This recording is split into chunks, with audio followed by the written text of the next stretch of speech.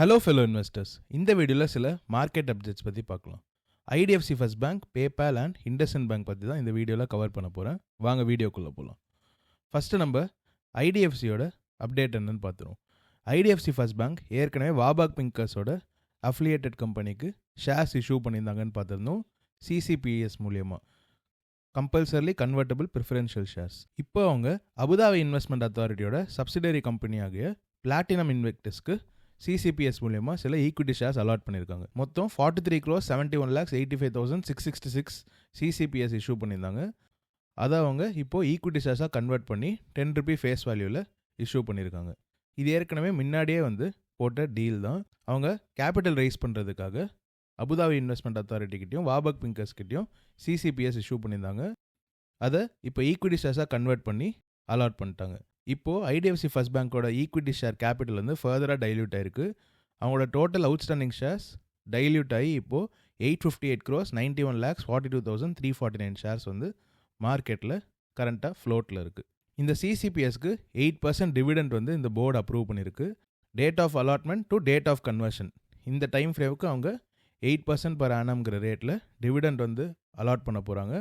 அது மொத்தமாக 39 crores 67,176 rupees கொடுக்க போகிறதா பேங்க் மென்ஷன் பண்ணியிருக்காங்க. இது நம்ம இன்வெஸ்டர் ப்ரெசன்டேஷனில் ஆல்ரெடி பார்த்துருந்த ஒரு ஸ்லைட் தான். நான் ஏற்கனவே ஐடிஎஃப்சி ஃபர்ஸ்ட் பேங்க் பற்றி டீப் டைவ் பண்ணி ஒரு வீடியோ ஷேர் பண்ணியிருந்தேன். அதுலேயும் நம்ம இந்த ஸ்லைடை பார்த்துருந்தோம். இதில் அவங்க 54.13 அவங்க புக் வேல்யூவை மென்ஷன் பண்ணியிருந்தாங்க. பட் இது book value as on September 2025. ஆனால் இது வாபாக் பிங்கர்ஸ்க்கு அவங்க சிசிபிஎஸ் இஷ்யூ பண்ணி அதை ஈக்விட்டி ஷேர்ஸாக கன்வெர்ட் பண்ணதுக்கப்புறம் எடுத்த புக் வேல்யூ பர் ஷேர். இப்போது ஈக்விட்டி ஷேர்ஸ் ஃபர்தராக டைல்யூட் ஆயிருக்கு.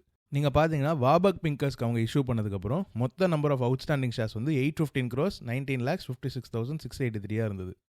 இப்போது புதுசாக ஷேர்ஸ் இஷ்யூ பண்ணியிருக்காங்க அபுதாபி இன்வெஸ்ட்மெண்ட் அத்தாரிட்டிக்கு. 43 crores 71,85,666 ஷேர்ஸ் நியூலி இஷ்யூட் ஷேர்ஸாக நம்ம எடுத்துக்கணும். அப்போது after Abu Dhabi investment authority issue total number of equity shares இன்னுமே ஃபர்தராக டைல்யூட் ஆயிருக்கு. இது ரெண்டுத்தையும் ஆட் பண்ணோன்னா நம்மளுக்கு டோட்டல் அவுட்ஸ்டாண்டிங் ஷேர்ஸ் கிடச்சிடும். 858 crores 91,42,349. வாபாக் பிங்கர்ஸோட சப்சிடரி கம்பெனி கரன்சி இன்வெஸ்ட்மெண்ட்ஸுக்கு இந்த ஈக்விட்டி ஷேர்ஸை இனிஷியலாக இஷ்யூ பண்ணியிருந்தாங்க. அவங்களோட கரண்ட் ஹோல்டிங் கிட்டத்தட்ட 9.9% கிட்ட இருக்குது. ப்ளஸ் ஆர் மைனஸ் கொஞ்சம் இருக்கும், ஏன்னா இது ரிப்போர்ட் பண்ணி ஃபியூ வீக்ஸ் ஆகுது. அண்ட் அபுதாபி இன்வெஸ்ட்மெண்ட் அத்தாரிட்டியோட ஹோலி ஒன் சப்சிடரி ஆகிய பிளாட்டினம் இன்வெக்டர்ஸ்க்கு 5.09% இஷ்யூ பண்ணியிருக்காங்க. ஸோ மொத்தமாக ஈக்விட்டி ஷேர்ஸ் ஃபர்தராக டைல்யூட் ஆயிருக்கு. இதை புக் வேல்யூவை எப்படி அஃபெக்ட் பண்ணுதுன்னு நம்ம பார்க்கலாம். வாபாக் பிங்கர்ஸ்க்கு ஈக்விட்டி ஷேர்ஸ் இஷ்யூ பண்ணதுக்கப்புறம் பேங்க் ரிப்போர்ட் பண்ண total outstanding shares 815 crores 19,56,683. And இந்த சிசிபிஎஸ் கன்வர்ஷனுக்கு அப்புறம் அவங்க ரிப்போர்ட் பண்ண புக் வேல்யூ பர் ஷேர் 54.13. இந்த புக் வேல்யூ பர் ஷேருங்கிறது பழைய book value per share. Abu Dhabi investment அத்தாரிட்டியோட சிசிபிஎஸ் கன்வர்ஷனுக்கு முன்னாடி கம்ப்யூட் பண்ண புக் வேல்யூ பர் ஷேர். அப்போ டோட்டல் நெட் அசெட் வேல்யூ என்னவா இருக்கும்? Total outstanding shares into book value per share.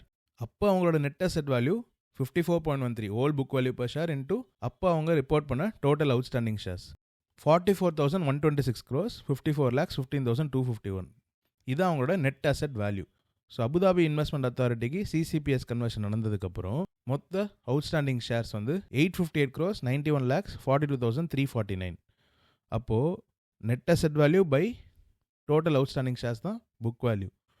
இதே நெட் அசெட் வேல்யூவை ஏடிஐ இஷ்யூக்கு அப்புறம் இருக்கிற அவுட்ஸ்டாண்டிங் ஷேர்ஸை டிவைட் பண்ணுன்னா new book value per share கிடச்சிரும் 51.37. ஸோ அவங்க புக் வேல்யூ ஃபர்தராக ட்ராப் ஆயிருக்கு. டோட்டல் ஈக்விட்டி ஷேர்ஸ் ஃபர்தராக டைல்யூட் ஆயிருக்கு. ஆஸ் அன் இன்வெஸ்டர் நம்மளோட இன்வெஸ்ட்மெண்ட்டோட வேல்யூ கொஞ்சம் கம்மியாக இருக்குது. இதை நம்ம கணக்கில் வச்சுக்கணும். இந்த கேபிட்டல் மூலியமாக ஐடிஎஃப்சி எப்படி பெர்ஃபார்ம் பண்ணுறாங்க, க்ரோத்தை நோக்கி போகிறாங்களாங்கிறதுலாம் ரெண்டாவது பட்சம். ஆனால் கரண்ட்டாக நம்மளோட இன்வெஸ்ட்மெண்ட்டோட வேல்யூ கம்மியாக இருக்குது. ஆப்வியஸாக மார்க்கெட் ஃபார்வர்ட் லுக்கிங்கிறதுனால அவங்க இந்த கேபிட்டலை நல்லா யூட்டிலைஸ் பண்ணுவாங்கிற நம்பிக்கையோட ஷேர் ப்ரைஸை ஏற்றி வச்சுருக்காங்க.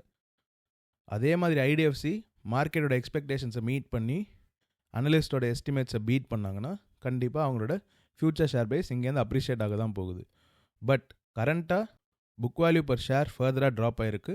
அண்ட் ஐடிஎஃப்சி ஏற்கனவே ட்ரேட் ஆகிட்டு இருந்த ப்ரீமியம் விட இப்போ கொஞ்சம் எக்ஸ்ட்ராவாகவே ட்ரேட் ஆகிட்டுருக்கு. இதை ஆஸ் அன் இன்வெஸ்டர் நம்ம கண்டிப்பாக மைண்டில் வச்சுக்கணும். இன்றைக்கி இண்டஸ்இண்ட் பேங்க் 798 rupeesல எண்ட் ஆச்சு. 3.5% கிட்ட கெயின் ஆச்சு. நான் இதை வெப்சைட் ஃபுல்லாக சர்ச் பண்ணி பார்த்துட்டேன், நிறையா சேனல்ஸில் சர்ச் பண்ணி பார்த்துட்டேன். எனக்கு இதுக்கு எக்ஸாக்ட் ரீசன் என்னன்னு தெரில. பட் மேபி இது வந்து அல்காரிதமாக கூட இருக்கலாம். 3.5% ஒரு கம்பெனி மேலேயும் கீழேயும் போகிறதுனால கண்டிப்பாக நியூஸ் இருக்கணுங்கிற எந்த அவசியமே கிடையாது. IndusInd பேங்க் இன்றைக்கி ஒரு நல்ல பர்ஃபார்மன்ஸ் மார்க்கெட்டில் கொடுத்தது. இதை நான் உங்களோட ஷேர் பண்ணணும்னு நினச்சிருந்தேன். பேங்கிங் செக்டரில் என்னோட லார்ஜஸ்ட் பொசிஷன் IndusInd பேங்க் தான். அண்ட் இப்போது கிட்டத்தட்ட 10 to 11% வந்து என்னோட இன்வெஸ்ட்மெண்ட்டுமே வந்து ப்ராஃபிட்டில் தான் இருக்குது. இன்றைக்கி நான் முக்கியமாக உங்களோட ஷேர் பண்ணணும்னு நினச்சிருந்த நியூஸ் வந்து பேபால் பற்றி தான். பேபால் ப்ரீ மார்க்கெட்லேயே 15% வந்து ரேலி ஆயிருந்தது. PayPal is my largest holding in US market. PayPal வந்து ஓப்பன்ஏஐயோட புது டீல் சைன் பண்ணியிருக்காங்க. இவங்க தான் first payments wallet in ChatGPT. So இதோட கீ பாயிண்ட்ஸ் என்ன நம்ம பார்ப்போம். PayPal and OpenAI have signed an agreement to embed the payments wallet into ChatGPT. So ChatGPT மூலிமா நீங்கள் எதாவது ப்ராடக்ட்ஸ் வாங்குறீங்க, இல்லைனா வந்து ஏதாவது பேமெண்ட் பண்ணணும்னா பேபால் தான் வந்து first integrated wallet. Starting next year PayPal buyers and sellers will be able to complete transactions through the AI tool. So நீங்கள் அந்த ஏஐ டூல் மூலியமாகவே நீங்கள் வந்து பை அண்ட் செல் பண்ணிக்கலாம். PayPal CEO Alex Chriss told CNBC, the agreement means customer protections for users including package tracking and dispute resolution. இந்த மாதிரியான news வந்து PayPal ஸ்டாக்கை சிக்னிஃபிகண்ட்டாக வந்து பூஸ்ட் பண்ணியிருக்கு. பட் நம்ம முக்கியமாக ஃபோக்கஸ் பண்ண வேண்டியது பேபாலோட குவார்ட்டர்லி ரிசல்ட்ஸ் தான். அது இன்றைக்கி ஈவினிங் வந்துடும், ப்ரீ மார்க்கெட்லேயே வந்துடும். குவார்ட்டர்லி ரிசல்ட்ஸ் அப்டேட் வந்ததுக்கப்புறம் பேபாலால் இந்த ரேலியை வந்து சஸ்டெயின் பண்ண முடியுதா, இல்லை ஃபர்தராக ரேலி ஆகுதா, இல்லை இதோட கெயின்ஸ் எல்லாம் வந்து கிவ் அப் பண்ணிடுதான்னு நம்ம பார்க்கலாம். பேபால் பற்றி உங்களுக்கு முழு டீட்டெயில் வீடியோ வேணும்னா கமெண்ட் செக்ஷனில் சொல்லுங்கள், நான் வந்து கண்டிப்பாக உங்களோட ஷேர் பண்ணுறேன். இந்த வீடியோ உங்களுக்கு யூஸ்ஃபுல்லாக இருந்தால் லைக் பண்ணுங்கள், ஷேர் பண்ணுங்கள், இந்த சேனலுக்கு சப்ஸ்கிரைப் பண்ணி என்னை சப்போர்ட் பண்ணுங்கள். Thank you so much.